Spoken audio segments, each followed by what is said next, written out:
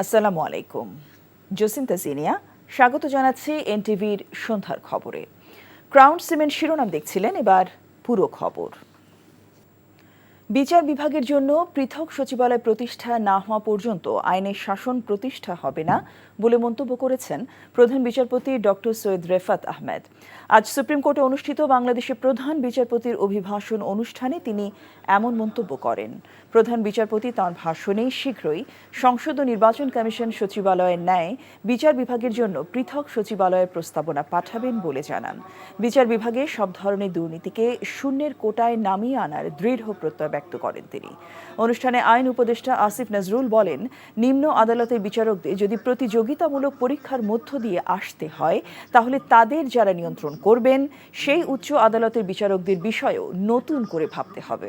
বিচারকদের প্রকৃত স্বাধীনতা ততদিন পর্যন্ত নিশ্চিত হবে না যতদিন না বিচার বিভাগে দীর্ঘদিন ধরে বিরাজমান দ্বৈত শাসন ব্যবস্থা অর্থাৎ সুপ্রিম কোর্ট ও আইন মন্ত্রণালয়ের যৌথ এখতিয়ার সম্পূর্ণরূপে বিলোপ করে জরুরি ভিত্তিতে বাংলাদেশ সুপ্রিম কোর্টের অধীনে পৃথক সচিবালয় প্রতিষ্ঠা করা হবে। প্রধান উপদেষ্টা ডক্টর ইউনূসের মামলা আর্জি গ্রহণ করতে বিব্রত বোধ করেছিলেন। আপনাদেরকে কেন করেছিলেন? আপনার এটা দায়িত্ব না, আপনার এটা সাংবিধানিক দায়িত্ব না? আপনি শুনে রিজেক্ট করে দেন, শুনে রিজেক্ট করেন, সমস্যা নাই। আপনি শুনবেনই না, আপনারা এগুলি একটু বিবেচনা করেন। আপনাদের এখানে অনেক ভালো বিচারপতি আছেন, আপনাদের সুনাম কিছু বিচারপতির কারণে ক্ষুণ্ণ হয়েছে। ৭৯তম জাতিসংঘ সাধারণ অধিবেশনে প্রধান উপদেষ্টা ডক্টর মোহাম্মদ ইউনূসের সাথে সাক্ষাৎ হবে না ভারতের প্রধানমন্ত্রী নরেন্দ্র মোদী। দুই রাষ্ট্রপ্রধানের শিডিউল না মেলায় কোনো দ্বিপাক্ষিক বৈঠকের সম্ভাবনা নেই উল্লেখ করে পররাষ্ট্রমন্ত্রী তৌহিদ হোসেন জানান, তার সাথে ভারতের পররাষ্ট্রমন্ত্রী জয়শঙ্করের বৈঠকের কথা রয়েছে। জাতিসংঘের সাধারণ পরিষদের ৭৯তম অধিবেশনে বাংলাদেশের অন্তর্বর্তীকালীন সরকারের প্রধান উপদেষ্টা অধ্যাপক ডক্টর মোহাম্মদ ইউনূসের যোগদান সংক্রান্ত সংবাদ সম্মেলনে তিনি এমন মন্তব্য করেন। বলেন, ভারতের সাথে বাংলাদেশের সম্পর্কে টানাপোড়েন চলছে, তবে সমতার ভিত্তিতে তা উন্নয়নের চেষ্টা করা হবে।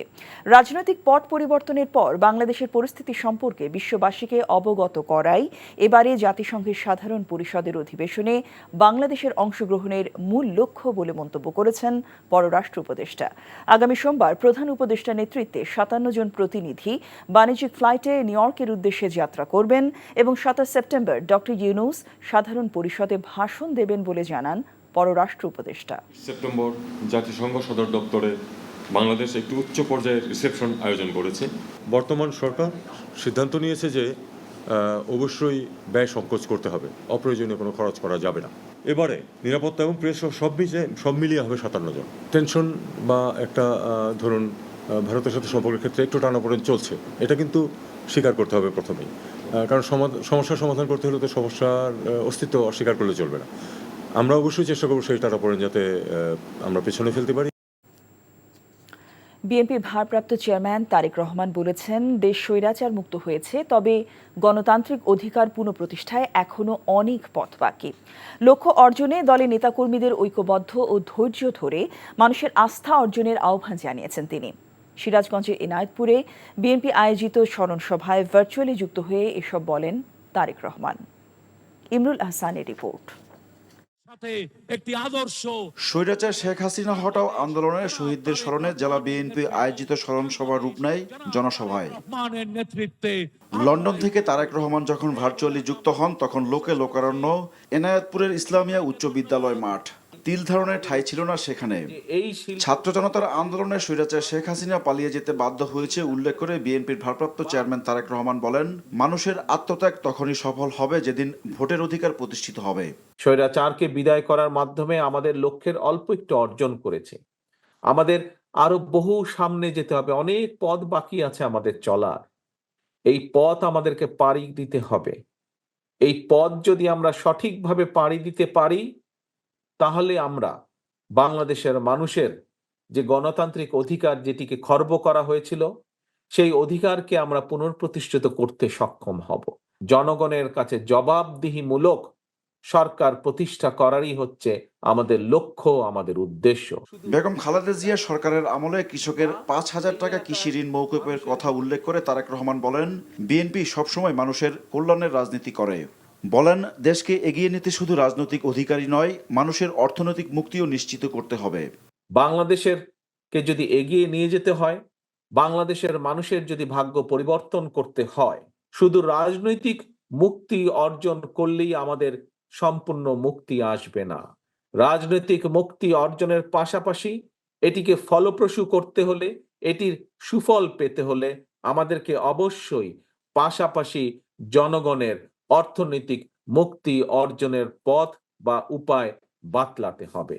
দেশের মানুষ বিএনপির দিকে তাকিয়ে আছে মন্তব্য করে নেতাকর্মীদের মানুষের আস্থা অর্জন করতে কাজ করার পরামর্শ দেন বিএনপির ভারপ্রাপ্ত চেয়ারম্যান। আমাদেরকে সকলকে ঐক্যবদ্ধ থাকতে হবে, আমাদেরকে ধৈর্য ধারণ করতে হবে, আমাদেরকে আইন হাতে তুলে নিলে চলবে না, আইনকে আইনের মতন করে চলতে দিতে হবে।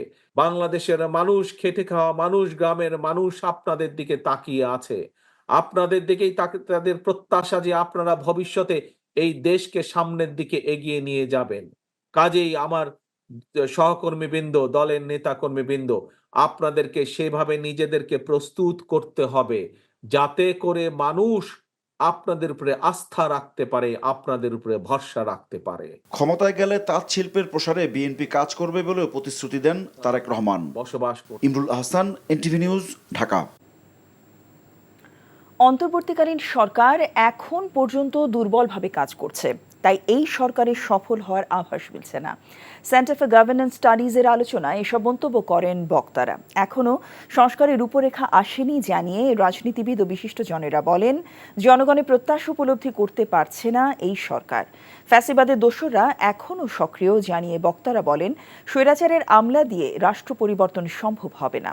এ সময় বক্তারা আরও বলেন, রাজনৈতিক ঐক্যমতের ভিত্তিতে রাষ্ট্রে গণতান্ত্রিক প্রক্রিয়া নিশ্চিত করতে হবে অন্তর্বর্তীকালীন সরকারকে। এ সময় অন্তর্বর্তীকালীন সরকারের উপদেষ্টা সৈয়দ রিজওয়ানা হাসান বলেন, ফ্যাসিবাদের দোসরদের কারণে রাতারাতি পরিবর্তন সম্ভব হচ্ছে না।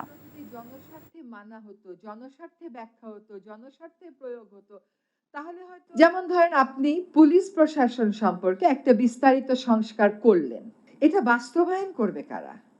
যে লোকগুলো বাস্তবায়ন করবে তারা তো প্রায় সকলেই রয়ে যাচ্ছেন। সমাজের প্রতিটা জায়গায় যখন ফ্যাসিজমের দোসররা একেবারে গ্রথিত অবস্থায় আছে, সেখানে ওভারনাইট সবকিছু টান দিয়ে চেঞ্জ করে দেওয়াটা সম্ভব না।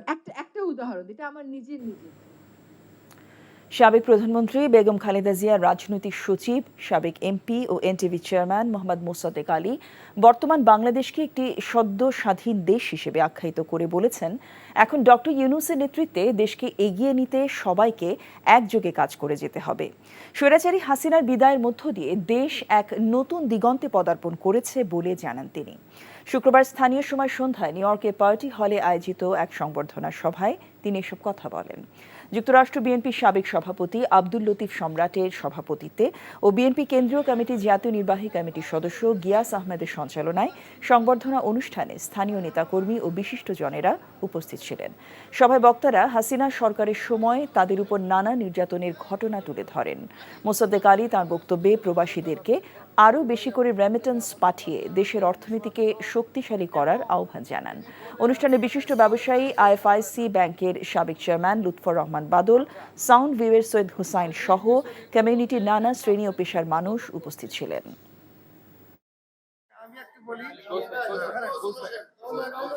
স্বাধীন বাংলাদেশ এটা একদিনের বিষয় না, একজনের বা এক গোষ্ঠীর বিষয়। এটা সমষ্টিগতভাবে সকল স্তরের কাজের বিনিময়ে আল্লাহ রাব্বুল আলামিন দয়া করে আমাদেরকে এই দেশকে আবারও মুক্ত করে দিয়ে গেছে। এখন আমাদের উচিত হবে সবাই একত্রিত মিলে এই দেশকে সুন্দরভাবে গণতান্ত্রিকভাবে এবং স্বৈরাচার মুক্ত দেখিয়েছে, আপনারা দেশে দিতে পারেন নাই। সবাইকে আমি স্বাগত জানাই। এখন মুক্ত বাংলাদেশে আপনারা আসেন, আমরা আছি, সবাই মিলে ইনশাআল্লাহ এই দেশকে আবার গড়ে তুলব। চাপিয়ে দেওয়া সংস্কার নয়, সংস্কার টেকসই করতে রাজনৈতিক দলগুলোর সাথে আলোচনার আহ্বান জানিয়েছেন বিএনপি মহাসচিব মির্জা ফখরুল ইসলাম আলমগীর। নির্বাচনের জন্য সুনির্দিষ্ট কোনো সময়সীমার কথা না বললেও তিনি বলেছেন, নির্বাচন দেরি হলে তা হবে গণতন্ত্রের জন্য হুমকি। গুলশানে দলের চেয়ারপারসনের কার্যালয়ে সাংবাদিকদের সাথে মতবিনিময়ে এসব বলেন মির্জা ফখরুল।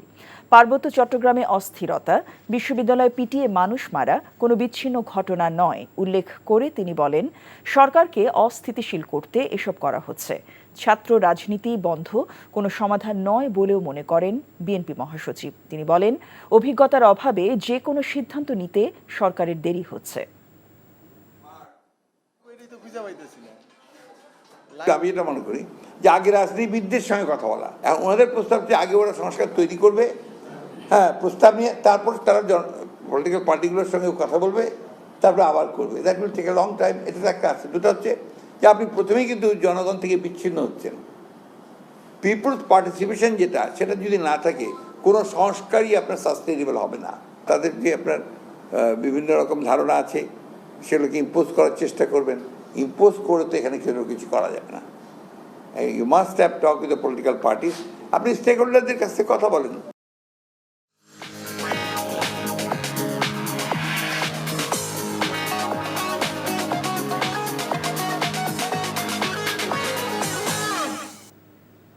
নগদ নিবেদিত অর্থনীতির খবর। ভারত বাংলাদেশ সম্পর্ককে ইতিবাচক পর্যায়ে রাখতে বাংলাদেশের সদিচ্ছা প্রকাশে অবস্থান পাল্টে ভারতে ইলিশ রপ্তানির অনুমোদন দিল ডক্টর মোহাম্মদ ইউনূসের নেতৃত্বাধীন অন্তর্বর্তী সরকার।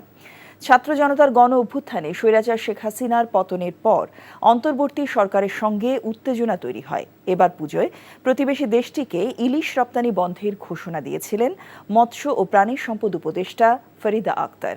কিন্তু ১.৫ মাসের মাথায় সে অবস্থান থেকে সরে এসে দুর্গাপূজা উপলক্ষে ৩,০০০ টন ইলিশ রপ্তানির অনুমোদন দিল সরকার।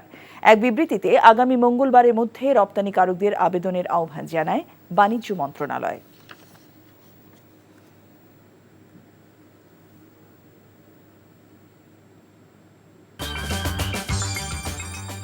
এই ছিল সন্ধ্যার খবরে।